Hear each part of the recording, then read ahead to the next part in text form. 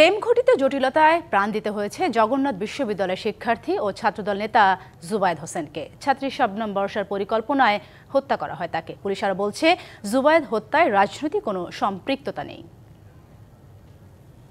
গেল 19 অক্টোবর পুরান ঢাকার আরমানিটোলায় পানির পাম্প গলিতে হত্যাকাণ্ডের শিকার হন জগন্নাথ বিশ্ববিদ্যালয়ের শিক্ষার্থী ছাত্রদল নেতা জুবায়েদ হোসাইন। টিউশন করাতে গিয়ে ছাত্রীর বাসার সিঁড়িতে জুবায়েদের রক্তাক্ত মরদেহ পাওয়া যায়। ছুরির আঘাতে হত্যা করা হয় তাকে। তার মৃত্যুর খবর ছড়িয়ে পড়া মাত্র ঘটনাস্থলে জড়ো হন তার সহপাঠী জগন্নাথ বিশ্ববিদ্যালয়ের সাবেক ও বর্তমান শিক্ষার্থী সহ ছাত্রদলের নেতাকর্মীরা। বিচারের দাবিতে তারা বিক্ষোভ করেন। এরপর পুলিশ ওই বাসায় ওই ছাত্রী ও তার পরিবারের সদস্যদের প্রায় 5 ঘন্টা ধরে জিজ্ঞাসাবাদ করে।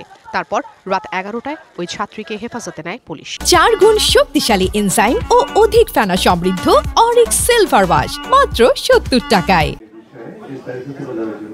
মঙ্গলবার ডিএমপি মিডিয়া সেন্টারে আয়োজিত এক ব্রিফিংয়ে পুলিশ জানায়, শবনম বর্ষার সাথে মাহির রহমানের দীর্ঘদিনের সম্পর্ক ছিল। তবে মাঝে মাহিরের সাথে সম্পর্ক ছিন্ন করে টিউটর জুবায়েদকে পছন্দ করেন বলে জানান। কিছুদিন পরই বর্ষা মাহিরকে আবারও বলে সে জুবায়েদকে পছন্দ করেন না এবং তখনই দুজনে মিলে জুবায়েদকে হত্যার পরিকল্পনা করে। প্রাইভেট পড়াতে গিয়ে এই টিচারের সাথে এই ছাত্রীর একটা প্রেমের সম্পর্ক গড়ে ওঠে। বর্ষার সাথে মাহির নামে জনৈক আরেক ছেলের প্রেমের সম্পর্ক।